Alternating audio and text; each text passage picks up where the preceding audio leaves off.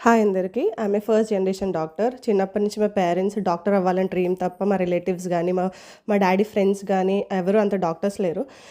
IP బానే చదివేస్తాం ఇంటర్‌లో. తర్వాత ఎంసెట్ ఓకే. ప్రెషర్ ఉంటుంది. తర్వాత కాన్సెప్ట్స్ అన్నీ చెప్తారు కాలేజ్‌లో. అంతా బానే ఉంటుంది. తర్వాత ఎంబీబీఎస్ జాయిన్ అవ్వగానే ఫస్ట్ ఇయర్ కొంచెం ఇంటరాక్షన్స్ ఎక్కువుంటాయి. తర్వాత లాస్ట్ 2 మంత్స్ చదవడం అది ఇట్స్ ఎ బిగ్ డీల్. అంత ఇయర్ అంతా వదిలేసి లాస్ట్‌లో చదవడం.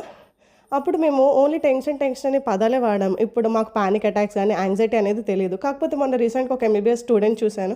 So, she is using clonazepam. ఇది బ్రెయిన్ యాక్టివిటీ తగ్గిస్తుంది. ఆహ్, అవి వాళ్ళకి తెలియడం చాలా మంచిగా అనిపించింది.